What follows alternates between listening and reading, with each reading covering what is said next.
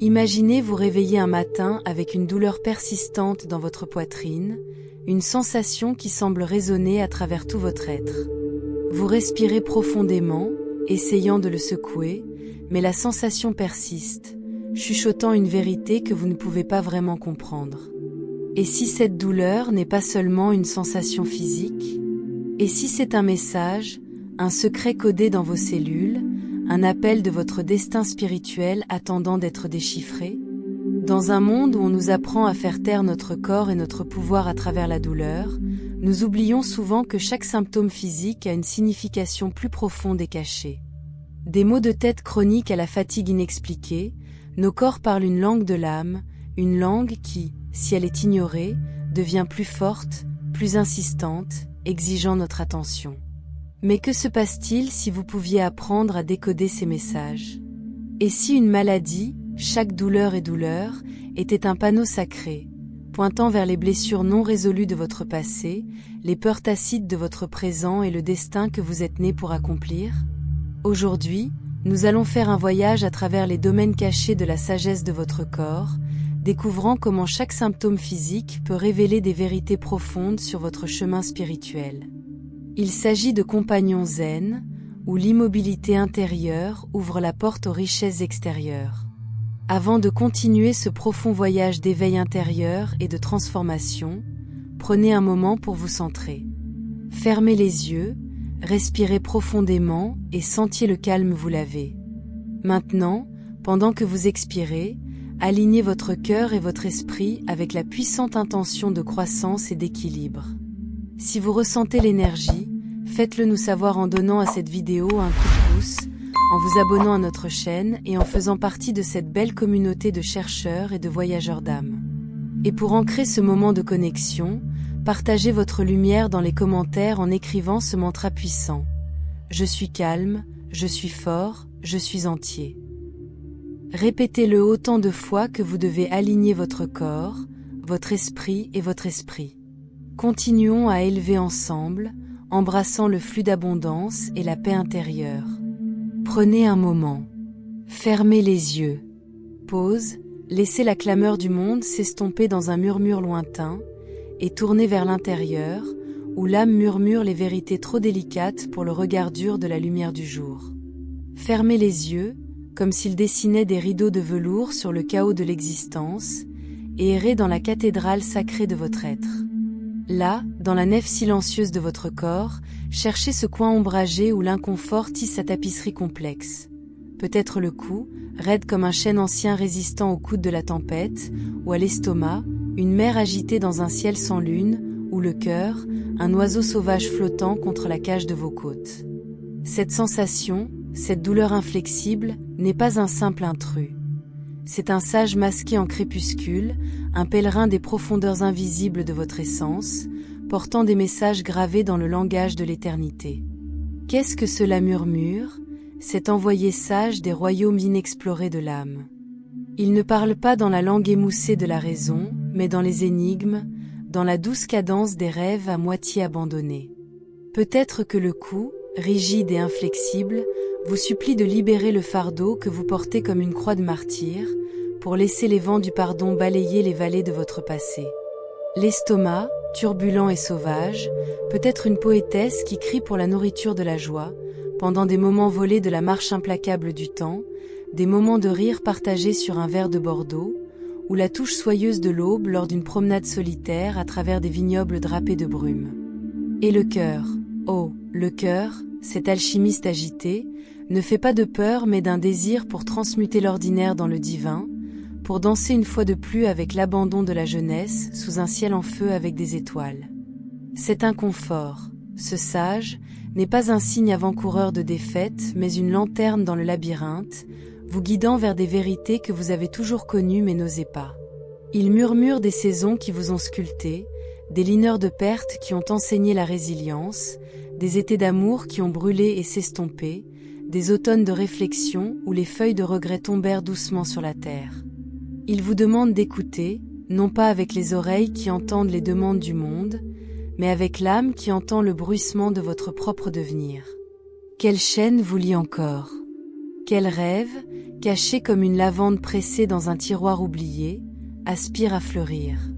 Le sage ne gronde pas, il berce, vous exhortant à tisser les fils de votre douleur dans une tapisserie de sagesse, à voir dans chaque mur une carte à soi que vous ne rencontrez pas. Dans l'immobilité, où le temps hésite et que le cœur ose parler, vous pouvez trouver le courage de demander « Quelle est cette vie, cette valse éphémère de souffle et d'os, sinon une toile pour le sens ?» L'inconfort est votre muse, votre philosophe, votre poète, vous invitant à peindre avec les couleurs de votre vérité. Cela vous rappelle que même au crépuscule des années, l'âme est toujours confortable, toujours avide pour l'infini. Comme la Loire qui coule sans cesse vers la mer, votre esprit cherche sa propre immensité, son propre horizon non obligé. Écoutez donc le sage à l'intérieur, car il connaît le secret de votre rayonnement, une radiance qui ne s'allume pas mais s'approfondit, comme la lueur d'une bougie qui brûle plus lumineuse dans le crépuscule de rassemblement. Dans les traditions spirituelles anciennes, le corps est considéré comme une carte de l'âme. Le philosophe français et mystique Simone Weil a dit un jour « L'attention est la forme de générosité la plus rare et la plus pure ». Et si faire attention à votre corps était l'acte ultime de l'amour-propre, un moyen de renouer avec votre moi intérieur et de déverrouiller les portes de votre destin spirituel? La vérité est que votre corps est un miroir. La tension dans vos épaules peut ne pas être seulement un stress. Ce pourrait être le poids des mots tacites, des larmes non critiquées, du chagrin non résolu. Ce nœud dans votre estomac, c'est peut-être l'écho d'une peur de l'enfance, un traumatisme laissé non caché, un rêve différé. La douleur persistante dans le bas du dos, peut-être que c'est le fardeau de se sentir non pris en charge, la peur d'aller de l'avant dans l'inconnu. Promenez-vous doucement à travers la tapisserie des années, où chaque pâtisse des fils de joie et de chagrin dans le tissu de l'existence, et s'arrêtez pour ressentir le poids de l'invisible, le résidu émotionnel et spirituel qui s'accroche comme la rosée aux pétales d'une rose à l'aube. Dans les chambres tranquilles de soi, où les ombres dansent avec de la lumière, il se trouve un trésor de vérités enterrées, des traumatismes cachés comme des lettres jamais envoyées, des peurs enveloppées dans le velours du déni et des douleurs poussées dans les coins de la conscience, comme si la négligence pouvait les amener à l'ouvrir dans l'oubli. Pourtant, le corps, ce fidèle scribe de l'âme, n'oublie pas. Il berce chaque blessure, chaque chagrin, chaque murmure de doute, les gravant dans ses tendons silencieux, marquant la peau de l'esprit avec une encre invisible qui brille dans l'obscurité de l'introspection. Ces empreintes, ces cicatrices tendres, ne sont pas de simples reliques d'un passé mieux oublié, mais des constellations cartographiant le cosmos de votre devenir. Le corps se souvient de ne pas accuser mais de se confier, ses murmures se levant comme une marée pour vous rappeler la résilience tissée dans vos os. Chaque blessé, tenu dans la courbe d'une épaule ou du clenche d'une mâchoire, est un verset dans la poésie de la survie, un témoignage des batailles combattues dans le calme de votre cœur. Le chagrin, tranchant comme un gel de l'hiver, s'attarde à ne pas se blesser mais pour enseigner l'alchimie de la guérison, pour montrer comment l'amour, même lorsqu'il est perdu, sculpte les rivières de profondeur dans l'âme. Et doute, ce fantôme agité, niche dans le pouls non pas paralysé, mais pour remuer des questions qui fleurissent dans la sagesse, comme les fleurs sauvages brisant les fissures d'un chemin oublié. Enterré, ce n'est pas effacé, mais planté, car dans le sol fertile de soi, chaque chagrin supprimé tient la graine de la transformation. Le corps, sage en tant qu'ancien olive, connaît ce secret, ses racines entrelacées avec la terre de vos expériences, tirant la nourriture de ce qui était et ce qui pourrait encore être. Il parle dans le langage de la sensation, un nœud dans la gorge, un flottement dans la poitrine, une lourdeur dans les membres, vous invitant à dénicher ce qui se trouve en dessous, pour bercer votre douleur en tant que mère berce un enfant, avec tendresse et courage.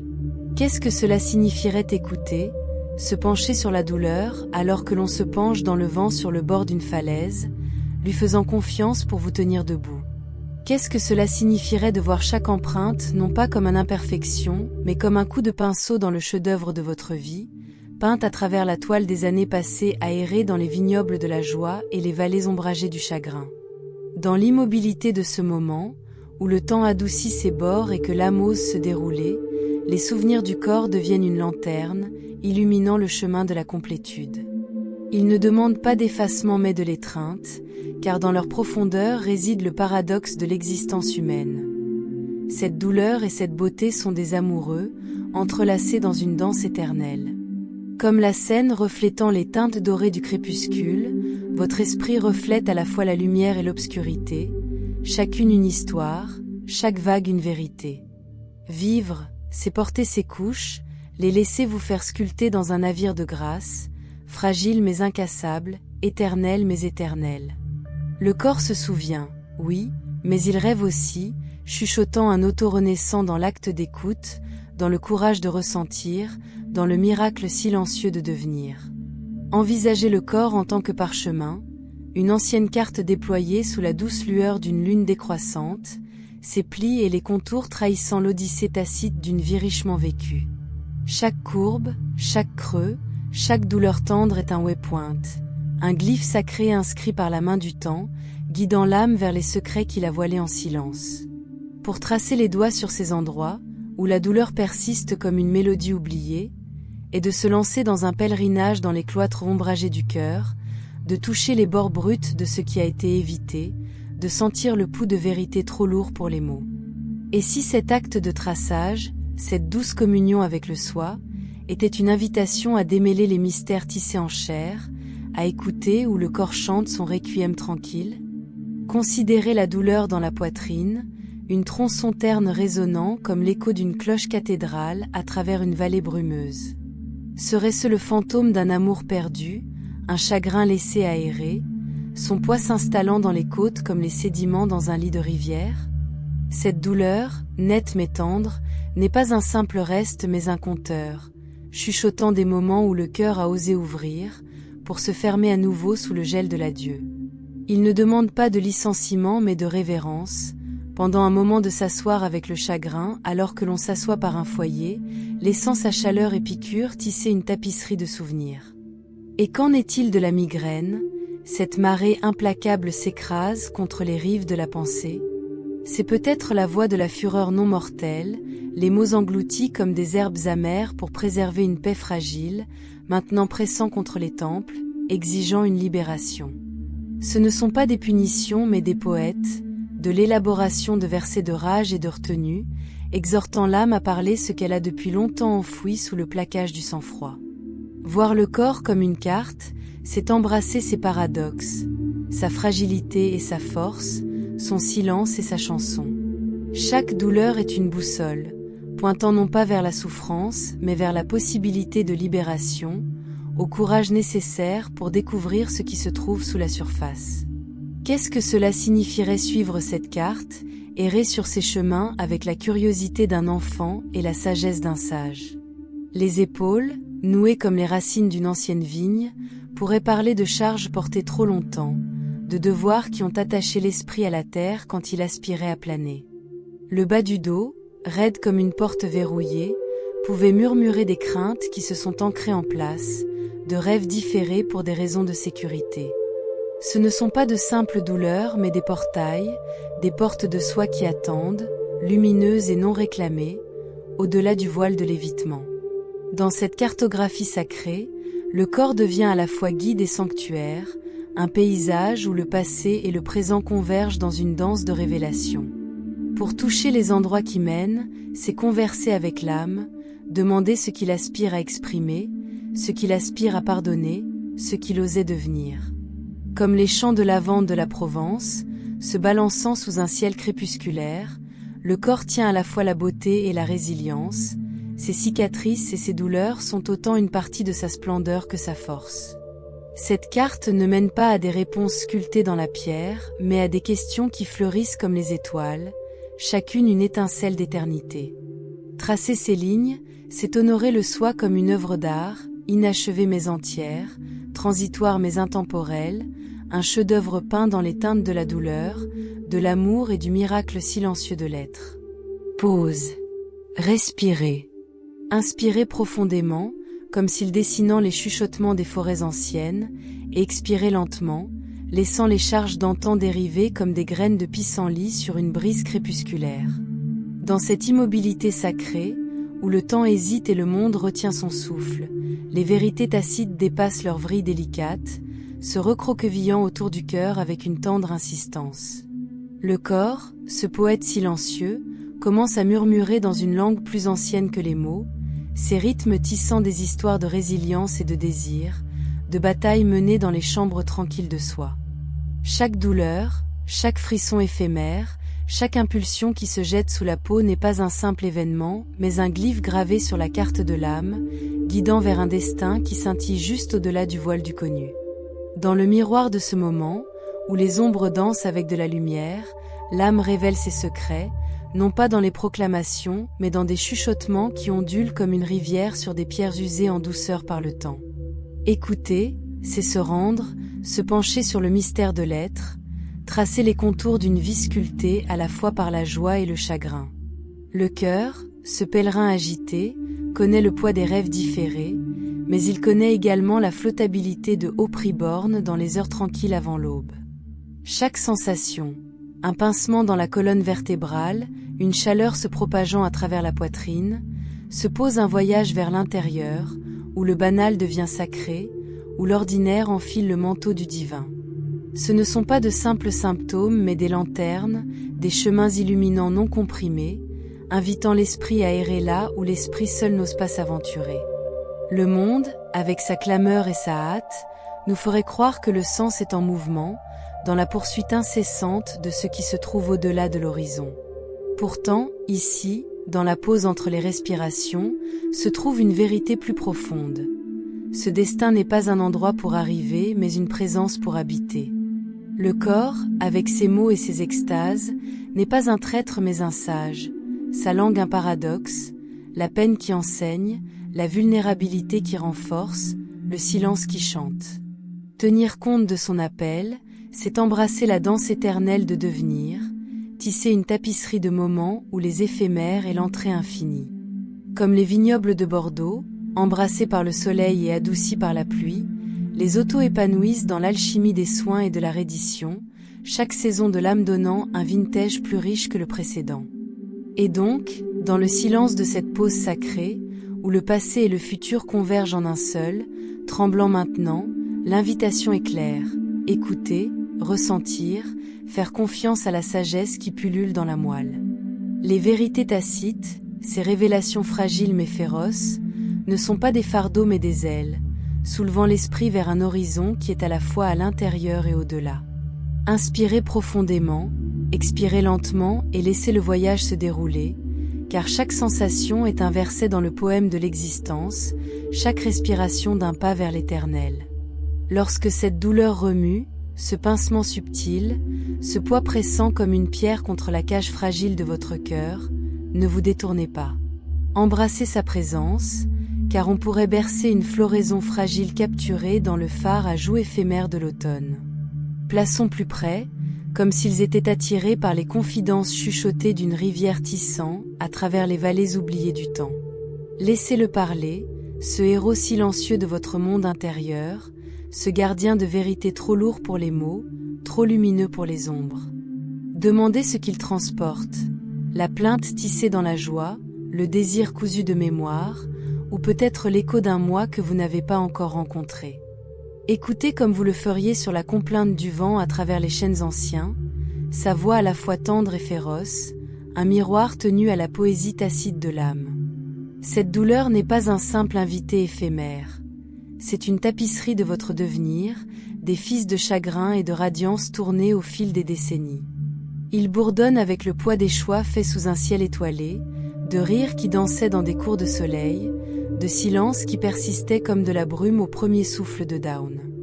Chaque impulsion est une question, chacune lance un pèlerinage aux chambres invisibles de votre esprit. Que cherche-t-il à dévoiler ? Peut-être que le courage enfoui sous des années d'endurance tranquille, ou la sauvagerie qui scintille encore dans les braises de rêve à moitié vergogue. C'est à la fois la blessure et la sagesse, un paradoxe qui berce l'éternel dans l'éphémère. Tirour cet appel, c'est suivre un chemin de révérence, où chaque étape se répercute avec le rythme sacré de l'existence.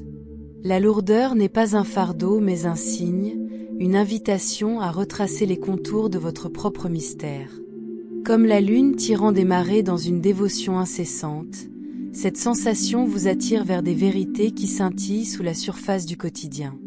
Il vous demande de faire une pause, de respirer dans les espaces où la peur et la somnifère entrelacent, où les finis se brossent contre l'infini. Quelles histoires sont pliées dans les plis de votre cœur? Quels espoirs tacites flottent encore, fragiles comme des ailes de papillon, au crépuscule de votre monde intérieur? Ce n'est pas une écoute ordinaire. C'est un acte de communion, un dialogue avec les forces invisibles qui façonnent l'arc de vos jours. La douleur est un poète, sa langue sculptée dans la cadence de votre pouls, ses versets gravés dans les moments calmes où le monde tombe. Il parle de résilience forgée dans le creuset de la perte, de la beauté entrevue dans le regard éphémère du sourire d'un étranger, du divin tremblant dans l'ordinaire. Écouter, c'est honorer l'immensité à l'intérieur, se tenir au bord de votre propre abîme et trouver le vide, mais une constellation de sens. Laissez-le vous guider, cette douleur tendre, à travers le labyrinthe de votre âme, où chaque tour révèle un fragment d'éternité, chaque chuchotement un hymne à la femme que vous êtes et à la femme que vous devez encore devenir. Parce qu'à la fin, votre corps n'est pas seulement un navire.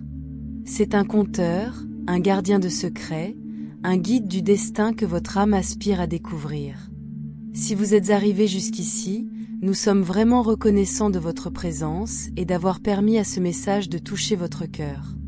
Merci de nous rejoindre dans ce voyage de paix intérieure et d'alignement spirituel. Si ce contenu a résonné avec vous, veuillez lui donner un coup de pouce, abonner à notre chaîne et nous le faire savoir dans les commentaires en écrivant « Je suis calme, je suis fort, je suis entier ». Et si vous vous sentez appelé à partager cette énergie, transmettez-la à ceux qui pourraient avoir besoin de ce message aujourd'hui. Ensemble, nous pouvons répandre la lumière, la guérison et l'espoir.